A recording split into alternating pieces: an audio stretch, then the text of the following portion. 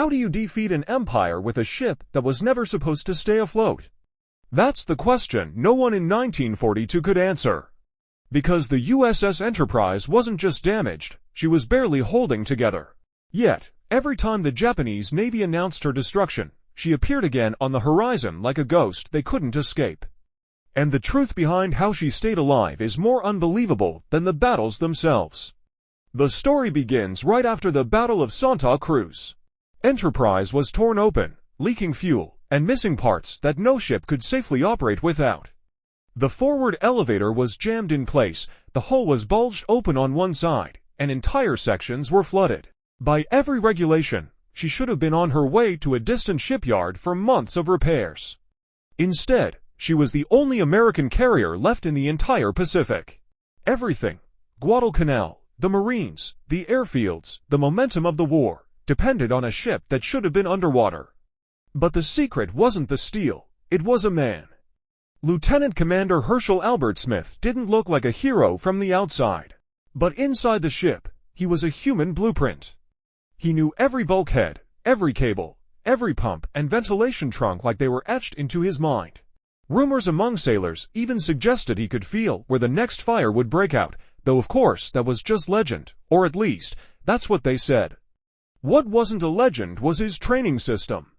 He drilled his men so hard and so often that chaos became routine. Fires, flooding, explosions, nothing felt unfamiliar. So when Eastern Solomons hit them with a bomb that tore through multiple decks, Smith wasn't confused or panicked, he was already moving. And when Santa Cruz smashed the ship again with hits that should have ended her story forever, Smith fought through smoke-filled passageways, so choked with debris that most men couldn't even breathe, let alone coordinate repairs.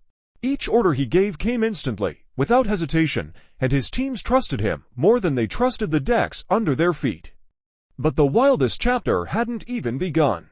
Enterprise limped into Noumea with 75 construction workers climbing aboard, men who weren't trained for war, but knew steel like it was clay. They welded patches over gaping wounds in the ship, hammered wood into shattered holes, and jury-rigged the broken elevator with cables that weren't supposed to hold the weight of anything. Sparks from welders rained across the deck, while fuel oil still dripped from hidden cracks below. Then, right in the middle of these frantic repairs, an order arrived. Japanese battleships were moving toward Guadalcanal for a decisive bombardment. If they reached Henderson Field, the Marines were finished. Enterprise had to sail immediately, even though she was still a construction site. Captain Osborne Hardison looked at Smith and asked the only question that mattered. Can she fight? Smith didn't promise victory. He didn't pretend she was ready. He simply told the truth. The ship could move, launch aircraft, and steer. Everything else was a gamble, and somehow, that was good enough. By dawn, Enterprise sailed out with welders still banging metal, repairs still half-finished, and risk hanging over every inch of the ship. Yet what happened next turned her into legend.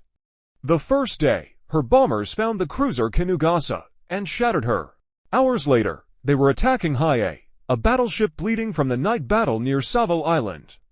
Enterprise's planes hit her again and again until she finally sank beneath the waves after a brutal day-long assault. And when Japanese troop transports appeared, carrying around 10,000 soldiers ready to retake Guadalcanal, the carrier's dive bombers turned the ocean into a graveyard. The transports had no armor, they couldn't escape. They were hit so hard and so fast that entire hulls split in half. Explosions sent shockwaves across the sea, and thousands of troops never made it to the island. The few who did arrived with no tanks, no supplies, and almost no equipment. The reinforcements meant to retake Guadalcanal were reduced to scattered survivors walking ashore with empty hands. For 4 days, Enterprise fought harder than any damaged ship had a right to. Her pilots flew until they could barely stand, some returning in aircraft held together with tape and luck. The CBS kept welding during air attacks, hiding behind steel plates as shrapnel hissed past. And Smith's men, exhausted and bruised, put out fires before they could reach the magazines that would have ended everything. Those 4 days broke the Japanese campaign at Guadalcanal. They lost to battleships, a heavy cruiser, and 7 transports, a disaster that would haunt their navy for the rest of the war. Enterprise had changed the future of the Pacific while still being repaired at sea, something no other carrier had ever attempted. But that was only part of her story. She'd already shocked the world at Midway, where dive bombers from her decks helped sink 3 Japanese carriers in minutes. Rumors later claimed the entire battle hinged on a single decision: Wade McCluskey spotting a lone destroyer in the ocean and deciding to follow it. And though historians still debate the exact weight of that moment, one thing is certain: without Enterprise's squadrons, Midway would have been a very different day. She survived bomb hits, kamikaze strikes, and battles from Pearl Harbor to Okinawa. She fought more than any other American carrier. Established night operations before anyone else, earned 20 battle stars, and terrified Japanese intelligence so deeply that they kept declaring her sunk, even after seeing her again and again. But the strangest part of her story didn't happen in war, it happened in peace. After everything she'd done, Enterprise wasn't turned into a museum. She wasn't preserved like the carriers that followed. Instead, she was sold for scrap. One of the most legendary warships in American history was cut apart piece by piece, forgotten by the institutions that should have saved her. Only scattered relics say her bell, an anchor, a stern plate, survived, and yet her legacy didn't disappear. The name Enterprise kept returning, just like the ship once did on the battlefield. A nuclear carrier carried it into the Cold War. Another supercarrier will carry it far into the future. And the lessons forged on that battered deck, the importance of damage control, training, and sheer refusal to quit, shaped every carrier that followed. When people ask how a single damaged ship changed the Pacific War, the answer isn't found in steel or weapons. It's found in ordinary men who believed their ship couldn't die. In welders who repaired a carrier while bombs fell around them. In pilots who took off unsure if they'd have a deck to land on. And in one officer who knew the ship so well that he could hold her together long enough for history to bend around her. The truth is simple: Enterprise wasn't immortal. But the people on her acted like she was, and sometimes belief is enough to change the fate of a war. Veterans later spoke in hushed tones about the constant smell of burnt cordite and aviation fuel, a scent that marked every memory.